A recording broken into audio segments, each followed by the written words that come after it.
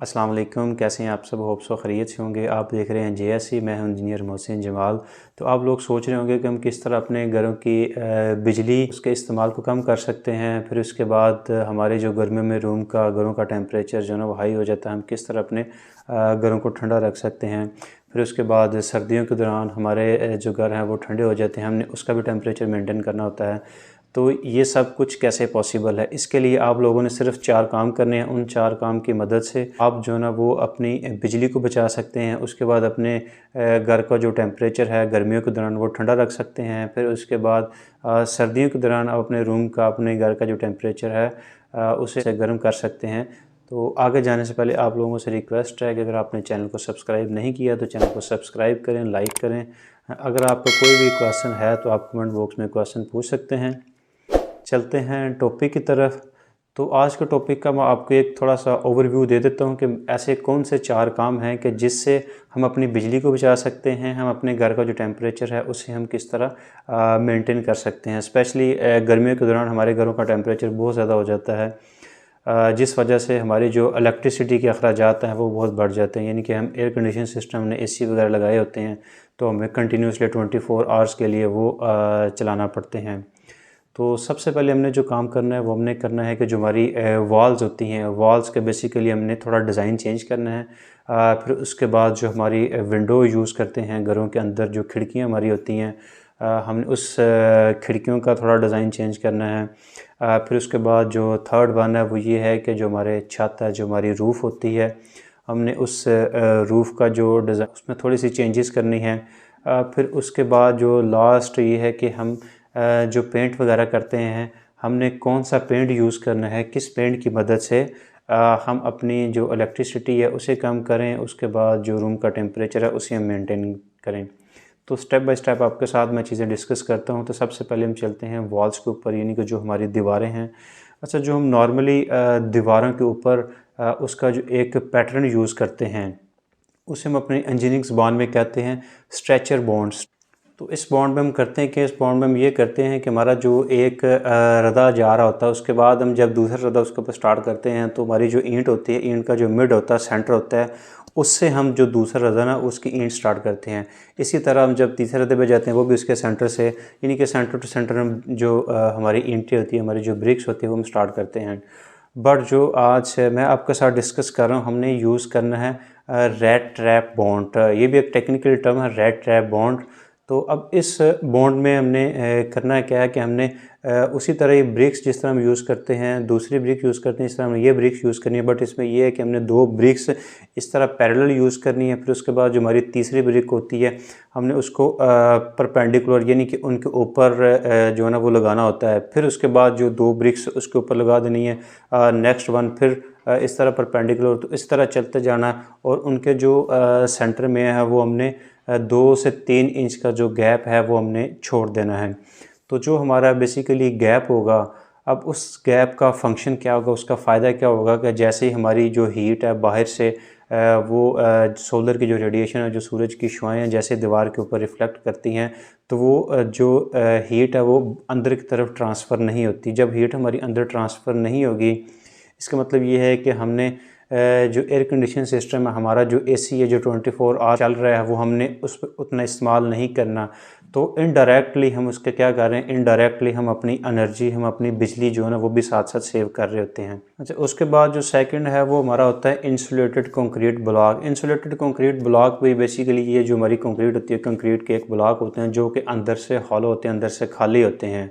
ये भी हमने वैसे यूज़ करना है जिस तरह हम ब्रिक को इस्तेमाल करते हैं, जिस तरह हम नॉर्मली ईंटों को यूज़ करते हैं। इनके अंदर एक लॉक बना होता है, दोनों जो ब्लॉक होते हैं वो इंटरलॉक्ड होते हैं एक दूसरे के साथ। इनके अंदर जो ओपन स्पेस होती है, जो खुला होता है, उन्हें फिल करते हैं थर्मोकोल शीट से। जो हमारी थर्मोकोल की शीट होती है, हम उन्हें उससे फिल कर देते हैं। तो इसका भी बेसिकली फंक्शन यही होता है कि जो हमारी बाहर से हीट आ रही होती है वो उसे ट्रांसफ़र नहीं होने देता इनर साइड पे, रूम्स की अंदर वाली साइड पे उसे हीट को ट्रांसफ़र नहीं होने देता। जो हमारे रूम का अंदर का टेम्परेचर है वो वैसे का वैसे ही हमारा मेंटेन रहता है। उसके बाद हम चलते हैं थर्ड स्टेप की तरफ, वो हमारा होता है प्लास्टर। तो जो हमने दीवारों के बाहर वाली साइड पे ग्रे सीमेंट का एक प्लास्टर किया होता है, यानी कि ग्रे सीमेंट का जो हमने प्लास्टर किया होता है उसकी जगह पे हमने यूज़ करना है जिप्सम प्लास्टर। जिप्सम प्लास्टर ये बेसिकली वाइट सीमेंटिंग मटेरियल है, यानी कि इसका जो कलर होता है वो वाइट होता है। बाकी इस पेस्ट वगैरह वैसे ही यूज़ करते हैं जिस तरह हम दूसरा जो प्लास्टर हमारा दीवारों के ऊपर यूज़ होता है उसी तरह हमने इसको भी यूज़ करना है। तो इसका भी फंक्शन यही होता है कि ये हमारी हीट को, बाहर की जो हमारी हीट होती है उसको रिफ्लेक्ट करता है। जो जैसे हमारी सूरज की जो शुआएं वो अटैक करती हैं हमारी वॉल्स के ऊपर, तो वो जो शुआएं होती हैं जैसे अटैक करती हैं तो वो रिफ्लेक्ट होके वापस जो है ना वो चली जाती हैं, यानी कि वो अंदर उसे इनर साइड पे जाने नहीं देती। तो इससे भी हमारी जो काफ़ी हद तक जो अंदर का रूम का जो टेम्परेचर है हम उसे भी मेंटेन कर सकते हैं। अच्छा, ये था हमारा एक पहला काम जिसमें हमने क्या किया कि हमने जो अपनी दीवारों का जो डिज़ाइन है वो थोड़ा चेंज किया है। उसके बाद हम चलते हैं नेक्स्ट पॉइंट की तरफ, नेक्स्ट स्टेप की तरफ। तो वो हमारी होती है विंडोज़, खिड़कियाँ। तो हमारी विंडोज़, हमारी खिड़कियाँ होती हैं वो जब आप लोगों ने लगानी होती है तो कोशिश किया करें वो उनका जो डिज़ाइन है, उनकी जो लोकेशन है वो ऐसी जगह पे होगा जहाँ पे हमारी जो धूप है वो भी आ रही हो, फिर हमारी जो हवा वो भी अंदर ट्रांसफ़र हो रही हो, यानी कि हमारा जो घर है वो वेंटिलेटेड हो, यानी कि सारे का सारा हमारा घर वेंटिलेटेड हो, नेचुरली हमारी रोशनी भी आ रही हो, उसके बाद जो हमारी हवा वो भी आ रही हो।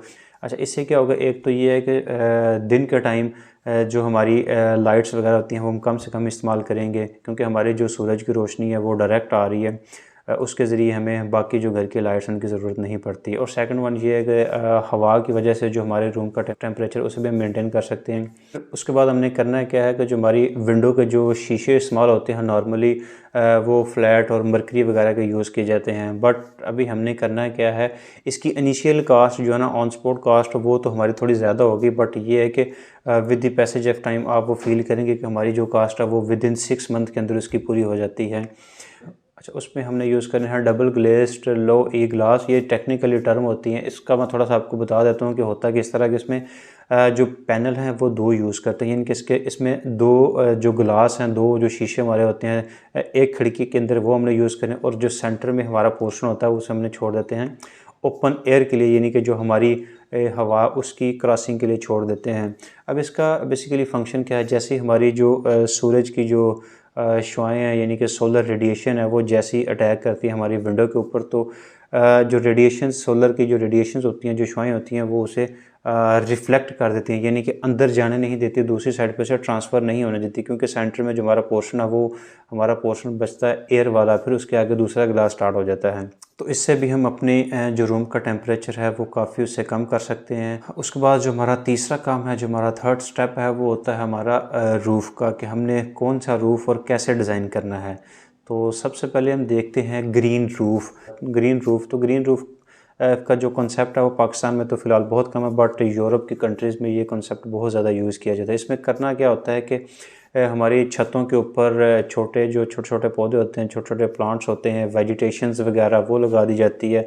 इससे ये होता है कि जो हमारा टेम्परेचर होता है रूम का, छत का, फिर उसके बाद रूम्स का टेम्परेचर वो गर्मी के दौरान काफ़ी जो है ना वो कम हो जाता है, हीट उसमें ट्रांसफ़र नहीं होती। उसके बाद जो हमारे बाहर कॉलम जा रहे होते हैं, कॉलम के साथ साथ हमारी वॉल्स के साथ साथ उसके साथ भी हम ऐसे जो पौधे जो है ना वो लगा दिए जाते हैं, ताकि उसके थ्रू भी हमारी जो हीट है वो ट्रांसफ़र ना हो। नेक्स्ट वन ये है कि insulated roof. Insulated roof means कि हमारा जो छत होता है, छत के ऊपर एक हमने शीट जो है ना उसकी एक लेयर वो लगा देनी होती है। अब उस लेयर से भी हमारी जो हीट है वो भी ट्रांसफ़र नहीं होती, तो डायरेक्ट जो है ना वो लिंक्ड हो रही है रोशनी के साथ, हीट सूरज की रोशनी के साथ, बट इनडायरेक्टली हम उसकी जो घर की जो एनर्जी है, इलेक्ट्रिसिटी है, हम उसको सेव कर रहे हैं। तो लास्ट में हमारा होता है वो पेंट होता है। तो पेंट आपने देखा होगा कि मोस्टली लोग जो यूज़ करते हैं वो बड़ा डार्क सा कलर यूज़ करते हैं। अब जो डार्क कलर होता है जैसे ब्लैक कलर हो गया, ब्राउन कलर्स हो गए, ये सब के सब जो डार्क कलर होते हैं, जब जैसे ही इनके ऊपर जो सोलर रेडिएशन है वो सूरज की शुआएं पड़ती हैं तो ये उन्हें ऑब्ज़र्व करती हैं, अपने अंदर जज़ब करती हैं। बट हमने क्या करना है कि हमने यूज़ करना है बिल्कुल लाइट सा कलर, जैसे मेन जो हमारी वॉल्स होती हैं जहाँ पे हमें पता है कि हमारी जो सूरज की रोशनी है वो अटैक कर रही है, वहाँ अपने वाइट कलर इस्तेमाल कर देना है, या हमने हाफ़ वाइट कलर इस्तेमाल करना है या हमने लाइट ग्रे कलर, तो जो बेसिकली लाइट कलर्स होंगे वो हमने उसकी फ्रंट पे यूज़ करने हैं ताकि जो हमारी सोलर की रेडिएशंस हैं वो रिफ्लेक्ट हो सके, वो अंदर अब्जॉर्ब ना करें, जिससे हम अपने जो टेम्परेचर है रूम का अपना टेम्परेचर को मेंटेन कर सकते हैं। तो बेसिकली ये 4 काम थे। इन 4 काम की मदद से आप अपने जो घरों का टेम्परेचर है उसे भी आप मेंटेन कर सकते हैं, और सबसे ज़रूरी बात ये है कि आप अपनी जो बिजली है आप अपनी बिजली को सेव कर सकते हैं। Thank you for watching. अपना ख्याल रखिएगा। अल्लाह हाफिज़।